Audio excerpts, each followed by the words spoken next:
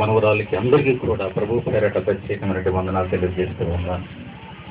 మరి ఈరోజు తాడి ఆంధ్రియ అంటే మరి తాడి ఆంధ్రియ గారు మీకు ఎలా తెలుసు అని అంటే మరి మా అన్నయ్య గారు ఆత్మారావు అన్నయ్య గారు ఇందాక నేను మా రాణి వదిన గారు చెప్పినటువంటి ఆత్మారావు అన్నయ్య గారి యొక్క రెండవ అన్నదమ్మునిగా నేను తాడి ఆంధ్రియ వారి గారి నుంచి చెప్పాలని అనుకోవటానికి వారి వయస్సులో కానీ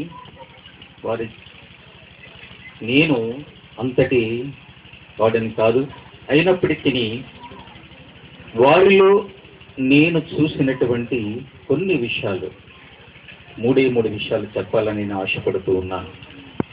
అదేంటంటే మామయ్య గారు ఇంటి పేరు తాడి. మరి మీరు చూసే ఉంటారు, తాడి చెట్టు ఎప్పుడు కూడా నిదానంగా ఉంటుందా లేకపోతే వంకర తిరిగి ఉంటుందా? చెప్పండి. చాలా నిదానంగానే ఉంటుంది. కొబ్బరి చెట్టు అయినా వంకరగా ఉండొచ్చు, కానీ తాడి చెట్టు ఎప్పుడు కూడా నిదానంగానే ఉంటుంది. మరి అటువంటి పేరు, మరి ఆ ఇంటి పేరు ఎందుకు పెట్టారో మరి ఆ తాడి అనేటువంటిది, మరి ఆ మామయ్య గారి విషయంలో తాడి చెట్టు ఎలాగైతే నిదానంగా ఉంటుందో ఆయన జీవిత కాలంలో అట్టి నిదానంగానే బ్రతికారు. దేవుని స్తోత్రము కలుగునుగాక. తాడి చెట్టు అయితే మనం మరి ఈ రోజున అందరికీ పెద్ద పెద్ద ఇళ్ళు కట్టుకున్నాం, కాంక్రీట్ బిల్డింగ్స్ కట్టుకున్నాం, కానీ తాడి చెట్టు అనేది మానవుడు జీవించిన కాలం నుంచి మనిషికి ఉపయోగపడుతూనే ఉన్నది. తాడి చెట్టులో ఇళ్ళు కట్టుకుని ఊరు గుడిసెల్లో నివసించినట్టు వారమే మనం అందరము కూడా. అలాగనే ఆ తాడి చెట్టుగా ఎంతైతే అందరికి ఉపయోగపడ్డదో మరి ఈ తాడి ఆంధ్రియ గారు అనేటువంటి ఆయన సంఘానికే కాదు, సమాజానికే కాదు, కుటుంబానికే కాదు, అందరికీ ఉపయోగపడినటువంటి వ్యక్తి మన తాడి ఆంధ్రియ గారు. దేవుని స్తోత్రము కలుగునుగాక. ఆయనలో ఇంకొకటి నేను చూశాను, అది honest is the best policy అన్నట్టుగా ఆయన చాలా నీతిమంతుడు ఆయన. మీరు చూశారు సామెతలు 17వ చూసినట్లయితే నీతిమంతుని జ్ఞాపకము చేసుకొనుట ఆశీర్వాదకరము. దేవుని స్తోత్రము కలుగునగా. ఆయన చాలా నీతిమంతుడు, యథార్థవంతుడు. మరి నేను ఒక ప్రాక్టికల్ లైఫ్గా నేను చెప్పగలను. ఎందుచేతనంటే ఆయన మామయ్య గారు ఒక పంచాయతీ ప్రెసిడెంట్గా వారు చేస్తూ ఉండేటప్పుడు నేను 1989లో నేను ఒక ఉద్యోగరీత్యా మామయ్య గారికి ఒక విషయం నేను చెప్పాను. మామయ్య గారు, నాకు ఆల్ ఇండియా రేడియోలో రాజమండ్రిలో నాకు ఒక ఇంటర్వ్యూ వచ్చిందండి. మరి మీరు వచ్చి అప్పుడు ఎవరంటే మన మినిస్ట్రీగా పనిచేస్తున్నటువంటి పద్మనాభం గారు, ముద్రగడ పద్మనాభం గారు, వారు పనిచేస్తూ ఉండేవారు, మినిస్టర్గా పనిచేస్తూ ఉండేవారు. అప్పుడు నేను ఆ విషయం వారితో చెప్పినప్పుడు, బాబు నేను వస్తానయ్యా, నేను ఆయనతో మాట్లాడతాను అన్నాడు. అప్పుడు ఆయన నేను కలిసి కాకినాడ పట్టణం వెళ్ళినప్పుడు నేను కలిసి ఆయనతో ముద్రగడ పద్మనాభం గారితో నేను మాట్లాడాను. నేను మాట్లాడలేదు, ఆయన లోపలికి వెళ్ళారు. తర్వాత నన్ను పిలవమన్నారు. నేను పిలిచినప్పుడు అప్పుడు ఇలాగండి, మా అల్లుడు గారు, రెండో అల్లుడు గారు ఆత్మారావు గారు, వారి తమ్ముడు గారండి, బాబు మరి ఆయనకి ఏదో మీరు హెల్ప్ చేయాలి కాబట్టి అనేటప్పుడు ఓకే నేను చేస్తానులే అన్నారో ఏంటో తెలియదు, కానీ చేయమని అన్నారు అంతే. అప్పుడు నేను వచ్చేసాను. తర్వాత కొంతకాలం పోయిన తర్వాత నేను రైల్వేలో ఎగ్జామ్ రాసినప్పుడు రైల్వేలో కూడా సెలెక్ట్ అయ్యాను. నేను రైల్వేలో సెలెక్ట్ అయినప్పుడు 15/3/1989లో నాకు అపాయింట్మెంట్ రావడం వచ్చింది.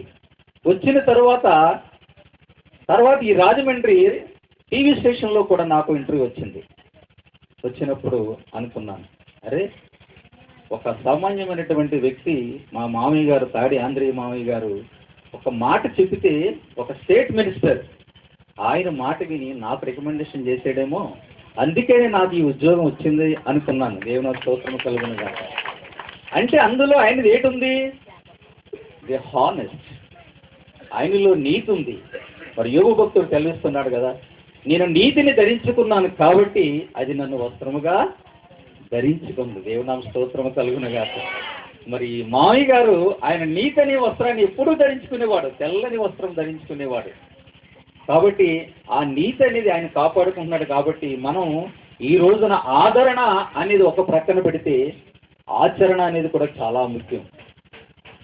ఈ రోజున మరి అందరూ కూడా ఇందులో ఉన్నటువంటి అందరూ యూత్ ఎక్కువగా మనం పార్టిసిపేట్ చేస్తున్నాం. దేనికైనా ఏ కార్యక్రమాలని మరి పెద్దలు అనేటువంటి వారు చాలా తక్కువగా ఉంటున్నారు.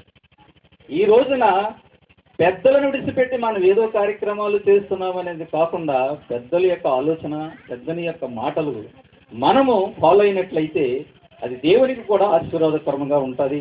దేవుని మాట విన్నట్టు వారుగా ఉంటాము. కాబట్టి మరి ఈ రోజున మా అత్తమ్మ గారు వారు కూడా చాలా నీతిమంతులైనట్టు వారు. వారి పిల్లలు, మా వదిని గారు కానీ మా పిల్లలు కానీ వారు కూడా వారి తండ్రి యొక్క మాటలు విని మరి మా వదిని గారు చెప్పారు. వారి తండ్రి వారికి ఆస్తులు, అంతస్తులు, ఐశ్వర్యాలు సంపాదించి పెట్టలేదు, కానీ దేవుడు అనేది ఒక ఆస్తిగా వారికి ఇచ్చాడు. దేవుని స్తోత్రము కలుగును గాక. మరి అలాగనే మరి మా తల్లి గారు కూడా మరి 9 సంవత్సరాల కాలము మరి మంచం మీద పడి ఉండినప్పుడు మా తల్లి గారిని 9 సంవత్సరాలు మంచం పడినప్పుడు మేము ఎంతో ప్రేమించాం. మా తల్లిగారు ఇంకా బ్రతుకుంటే బాగుంది, మాకు ఆశీర్వాదం కలుగుతుంది. ఎందుకనంటే వారు నిత్యము కూడా మా కొరకు, సంఘం కొరకు, పిల్లల కొరకు ఎంతో కన్నీరు కాచి ప్రార్థన చేసేటటువంటి వ్యక్తులు. అప్పుడు మా తల్లి గారు కూడా అనేవారు ఒక మాట, బాబు మీకు మేమేం ఆస్తులు సంపాదించి పెట్టలేదయ్యా, కానీ దేవుడు అనే వాడిని మీకు ఆస్తిగా ఇస్తున్నానని దేవుడు చెప్పారు. దేవుని స్తోత్రము కలుగును గాక. కాబట్టి మరి ఈ రోజున మనందరికీ కూడా ఆస్తికర్త, ఆలోచనకర్త అనేటువంటి దేవుడు ఉన్నాడు.